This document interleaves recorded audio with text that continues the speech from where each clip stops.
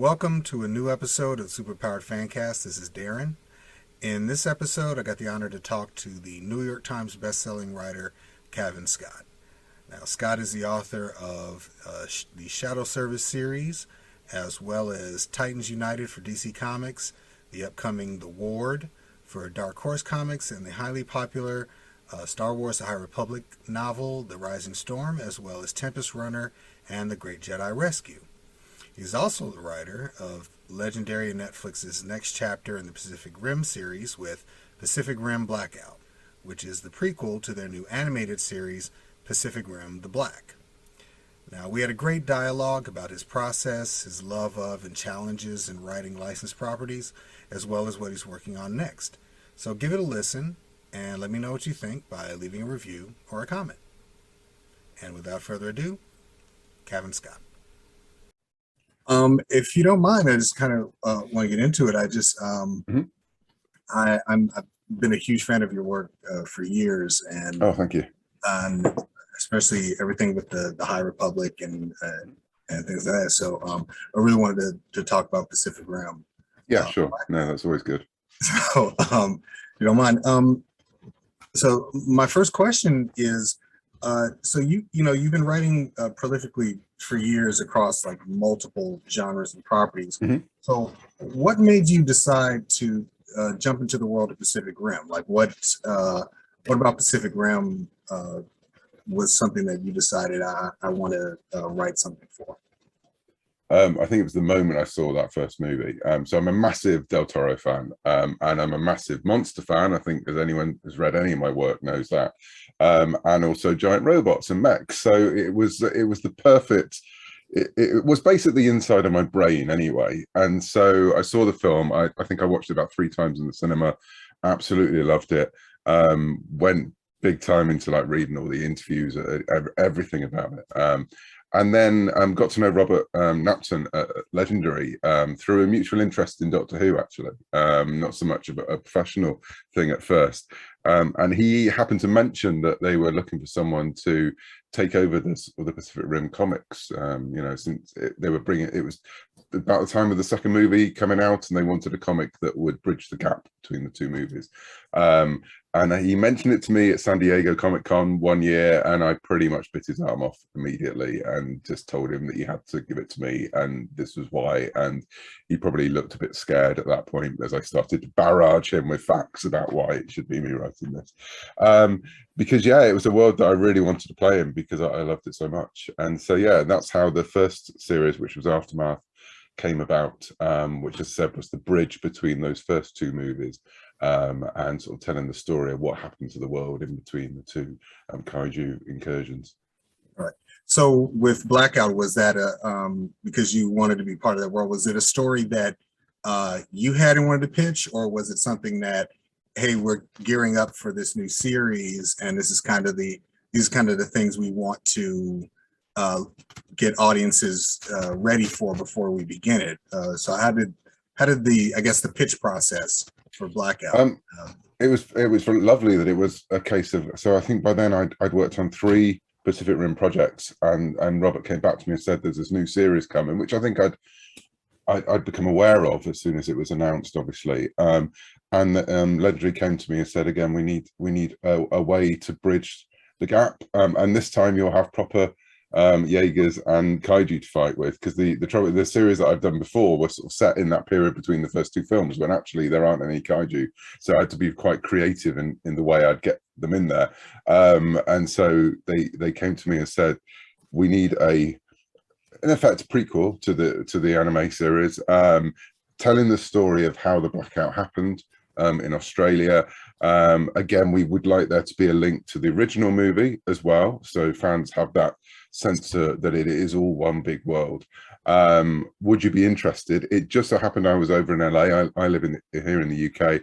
I was in LA working on another project at the time, and I was able to go into Legendary, meet the guys who were working on the TV show, see some of the early footage, see some of the animatics, and it just seemed, as soon as they said that they wanted me to tell the story of Herc and how we, led into the series. I knew that's something I wanted to do because it was a character I hadn't done much with, but I loved from the first film.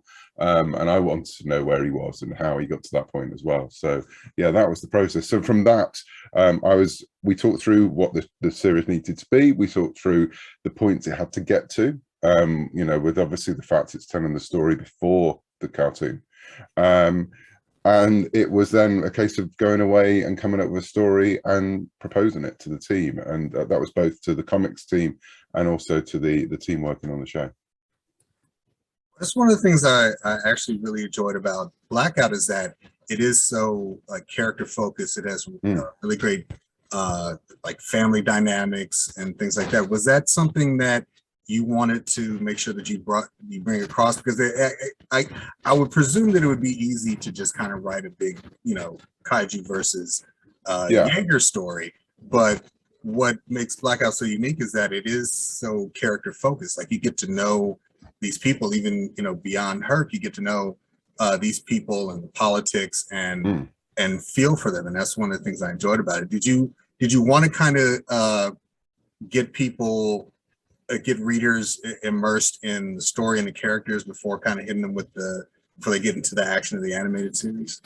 Absolutely. I mean, I think one of the things that Pacific Rim has at its heart is the characters. And for me, one of the things that comes home every time I watch that film, and I do end up watching it a lot, it's one of my go-to comfort movies, is the relationship of Herc and his son. And so I think that's why I identified with that character so much. And I wanted to explore what his life would be after. It was a good way to explore survivor's guilt a bit as well. Here's a person who was a ranger, who was a very good ranger, one on the top of his class, and he'd literally seen everyone else fall along the way, and he's still there battling along. At the point where they're facing their biggest failure and their biggest disaster since the incursions of the kaiju first started, and so that's why it had to be a character-led piece. And yeah, you obviously want to write kaiju versus Jaeger. You want to write the fight scenes, and you want to write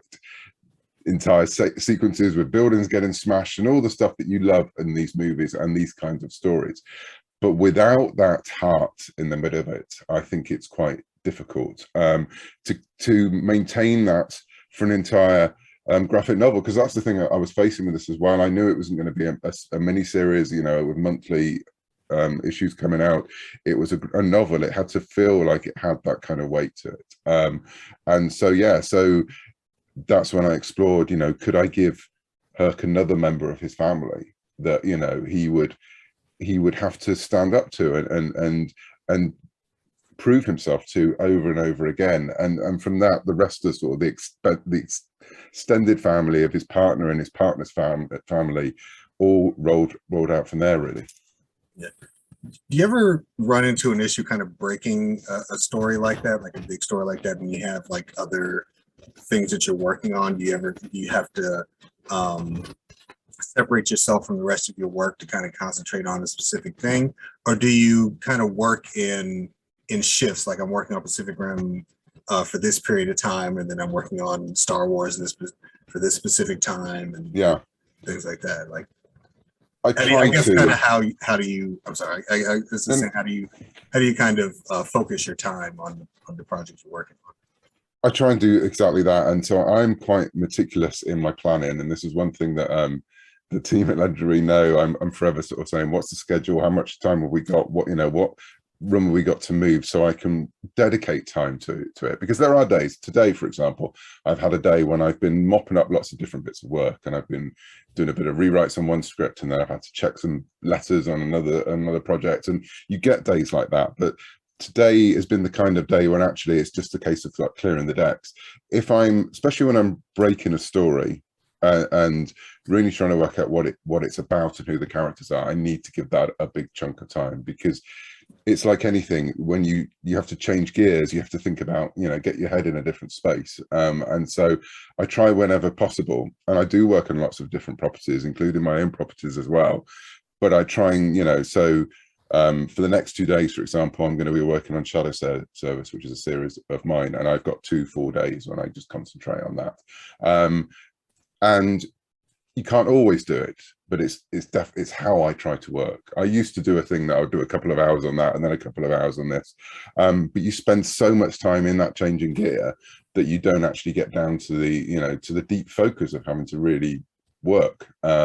So yeah, whenever I start my month, I work out what I'm doing, and I literally have a calendar in front of me, and I block out the days. That's Pacific Rim, that's Star Wars, that's my stuff, that's development time, that's traveling. So I know exactly what's coming up, and I know I can dedicate the time. There's got to be a bit of flexibility and movement in there, because, so for example, on this project, it could have been that something happened in the show that meant we had to rethink something in the story, and I have to have the ability to say, right, okay, so I was going to work on that today, I'll shelve that so I can go back onto Pacific Rim. But yeah, largely I work in big blocks of time that I hope can be as much as a day or more. So I'm not sort of fragmenting my own brain, because you do have to sit there. Everything has a different tone, and you don't want things to start to bleed through and for everything to feel the same, And again, I do a lot of different work for different ages. So some days I could be writing for kids. The next day I could be writing something that's quite hardcore horror for adults. And again, you want to make sure you're in the right mindset, and you're not letting that bleed in too much to each other. And you touched on it, but I was kind of leading into another question I had is especially as far as like writing for other properties. What are beyond just changes could be made in scripts? What are some of the other challenges you might face when writing a property that's not your own? Well, the biggest thing is literally that you don't own this. So there has to be a point where you really believe in the story and you want to tell the story. I have done work in the past when it's something that I'm not necessarily known, a property I'm not necessarily known very well, but I have to make sure that I get involved and do the research, because otherwise, if I don't care about it, I don't think I'll tell a very good story. So, but you have to remember, that said, that these are properties that do belong to other people, and sometimes to big production companies who have lots of different things happening with those properties at the same time. I mean, Star Wars is a great example. How many Star Wars projects are going on at any one time? Well, the answer is lots. And so you have to be prepared to come up with a story, believe in that story, and get knocked back a bit because actually something else is happening somewhere else in the universe, or you can't do exactly that thing, and you've got to work out, well, is this a hill I'll die on, or can I find a compromise, or have I got to go, okay, fair enough, I'll start again? And it's probably a combination of all three. So sometimes you do stick your heels in a bit and go, no, I think we should do this, and you explain it why that's the case, and you fight for it.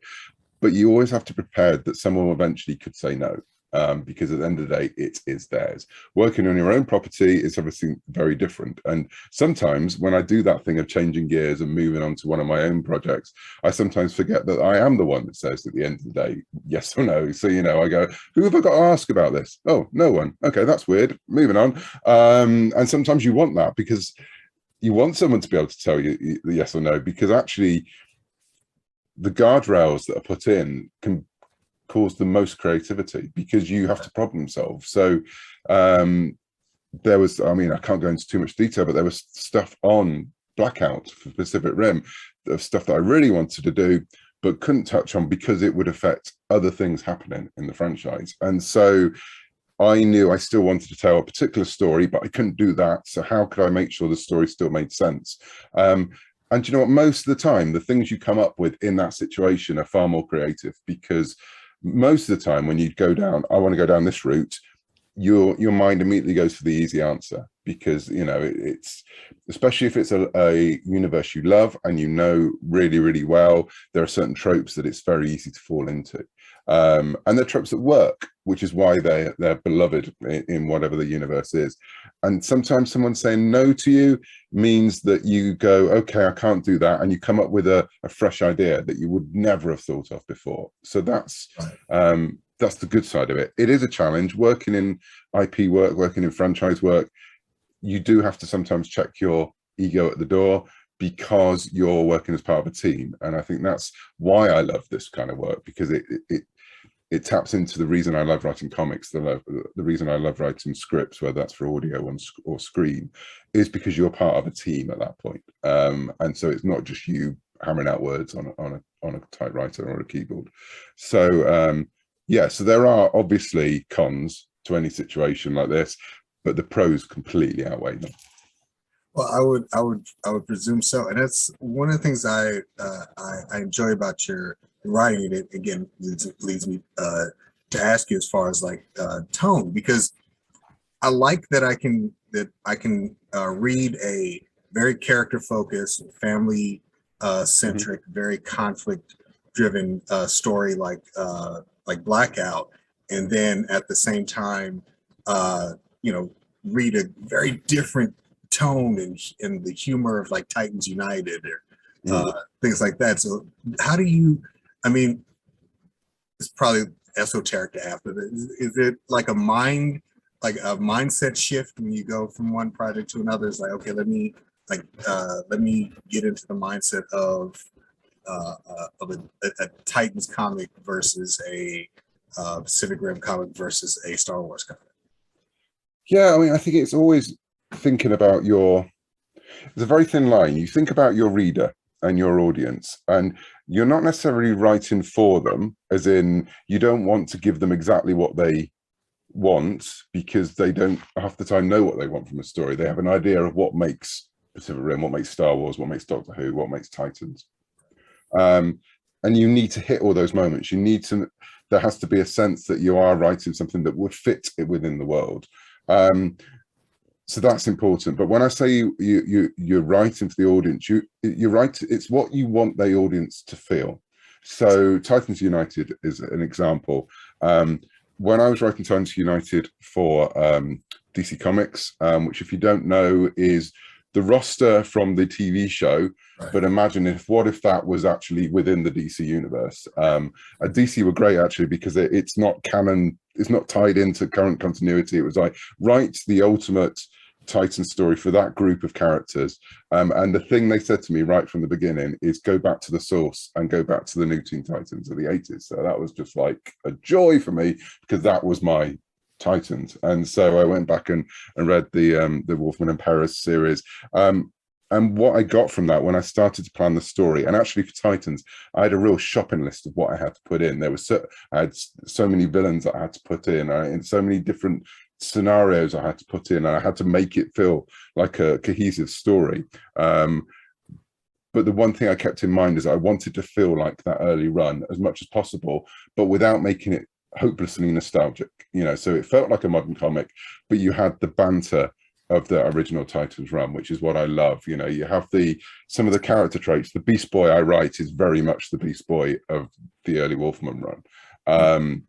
But again, I didn't want it to feel out of place. So I just kept coming back to, what do I want the readers to? I want them to have teamwork. I want them to have adventure. I want them to have banter.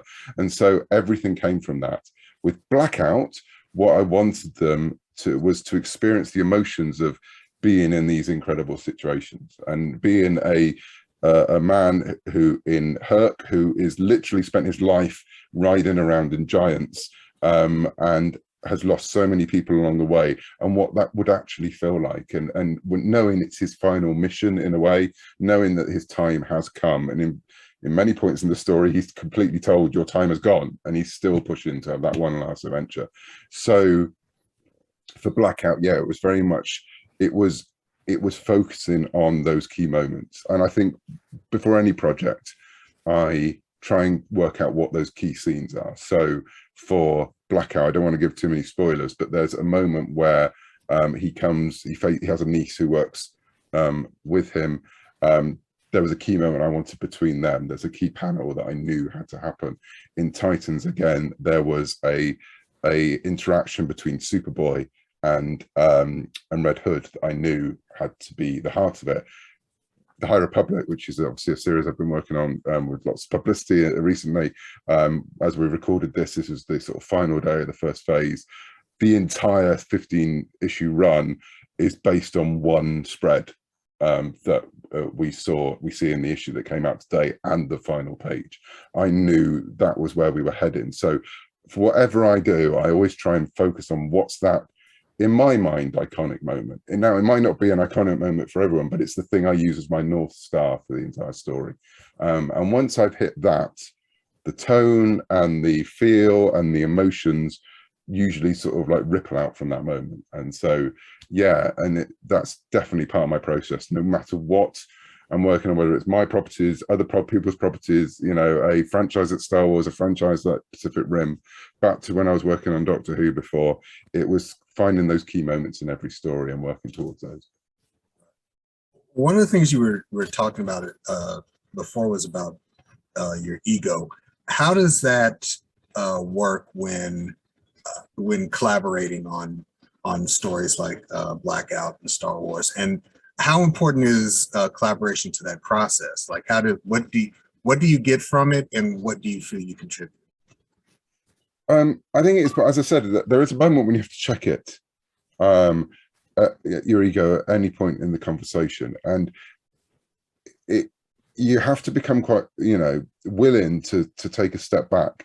But then you also have to know the points you want, as I said, the points you want to fight for in a story. When it comes to collaboration, that for me personally, that means everything. I mean, I've worked on, when we're talking about comics, I've worked on some comics when I don't know the artist and I don't know who the artist is going to be when I'm writing it.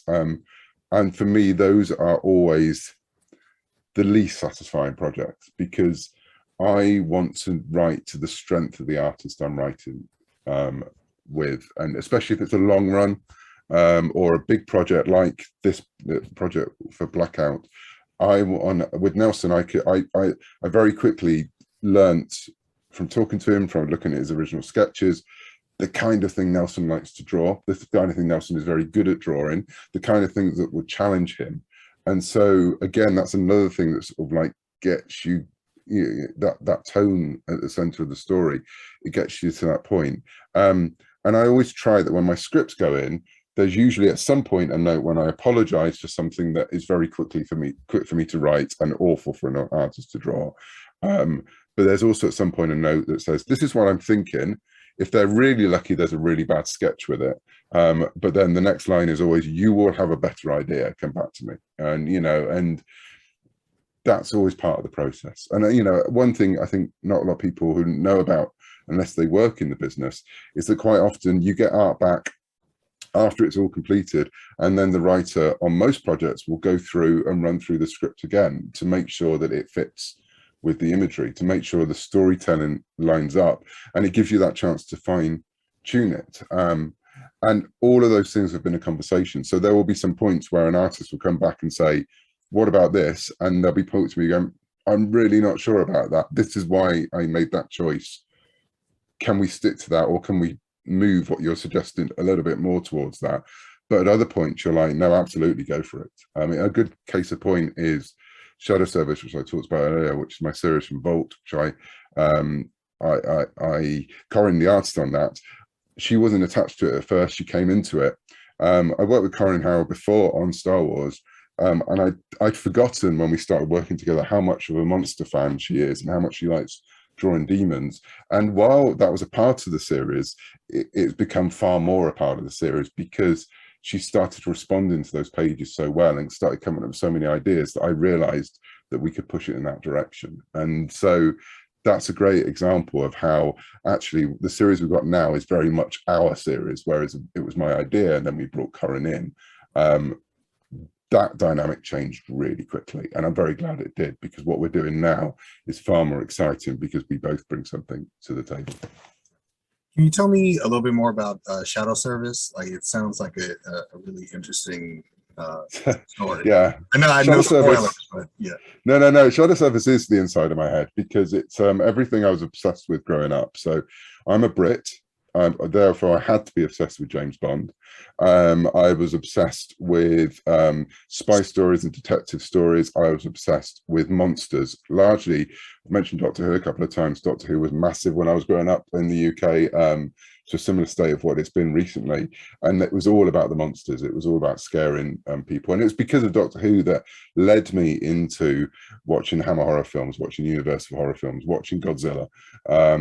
because that series was so influenced by so many, they wore their influences on their sleeve, and they did the Frankenstein story, they did the Dracula story, and so then I went out and found out what the source material was, if you like, and yeah, it was those stories that I started to tell as a kid about James Bond fighting monsters, basically. And so for years, I had this idea of a British Secret Service, which was MI666, which dealt with the supernatural, and it was influenced things as like Hellboy came along, and so there was a bit of influence in that. There was a British series over here called Ultraviolet, which was agents going up against sort of clerical agents fighting vampires. That went into sort of the melting pot. And for years, I tried to write these stories about this agency, MI666. And then I was talking to Vault Comics about doing something with them. And in the conversation, I pitched, what about Tinker Tailor Soldier Witch? And they went, what is that? And I went, I don't know, but I will do. And it became Shadow Service. So Shadow Service is the story of Gina Meyer, who is a witch. She has been using her powers on the street for years as a detective to find people, as a lot of witches historically, used to do, helping people, finding people, being the sort of cunning folk in the community. And she comes up on the radar of MI666, this sort of secret service for supernatural defense, and is recruited for them as their latest agent. And it goes from there, really. And all the agents in the service of people who've been damaged by supernatural means. So you've got one character called Coyle, who is a ghoul who was cursed by a witch, so has a bit of a problem with witches, and therefore has a bit of a problem with Gina. He's the ultimate infiltration. He has to, being a ghoul, eat dead bodies to survive, but he then becomes them. So, if they assassinate someone, he can eat the body and go into the field as that person. You've got Ashi, who's an assassin who literally has a heart of stone. That heart of stone happens to be a philosopher's stone, meaning she's very emotionless but never dies. And so all of these people have sort of thrown into a mix, fighting this demonic presence that's trying to attack Britain. And so, yeah, it is the stories I've been trying to tell pretty much all my life. It's a lot of fun. There are a lot of monsters. There's a lot of banter. As in, if you like the writing in the Teen Titans series, the Titan series I've been writing, Titans United, and the banter back and forth, there's a lot of that in the book. It's definitely not an all-age book. There are elements of it that push it higher, whether that's the horror content. And as I say, since Corinne's been involved, that's been increased tenfold, which I applaud her every step of the way. But again, very much at the heart it's a story of someone who's finding out who she is. So we've done 10 issues so far. It's coming back in April with issue 11, which is the beginning of a new arc called Death to Spies. If you're a James Bond fan, you might recognize that phrase. It comes from Vault Comics. First 2 volumes are out now. The first one's called Dark Arts, the second one's called Mission Infernal. And yeah, I love it. I love that book so much. It's my happy place. It's the where I go, where everything else is getting crazy. I spend some time working on Shadow Service, and yeah, it's very, very special to me. Well, that's awesome. I look forward to the new arc, and I want to thank you again for being on the show. No, thank you. Now, if you wanted people to follow you on social media, where can they find you? They can find me at my website, which is cavanscott.com, and you can find me far too much on Twitter, at Cavan Scott on Twitter, or Cavan Scott Writer at Instagram. They're probably the places I spend the most time when I should be working. Well, again, thank you so much for being on the show. I would love to talk to you again Sure. when you have another project, when the new arc of Shadow Service starts. Great. And thank you so much, Cavan Scott. I appreciate you being here. Thank you. Thanks again to Cavan Scott for being on the Fancast. Pacific Rin Blackout is currently available at your local comic shop or online. You can follow Cavan on social media at Cavan Scott on Twitter, or find out about his latest projects on his website, cavanscott.com. You can also find me on social media at superpoweredfan on Twitter, or you can find the latest news, reviews, and movie trailers, and everything geek and pop culture related at www.superpoweredfancast.com. So this is Darren for Superpowered Fancast, signing off. Hope to see you next time.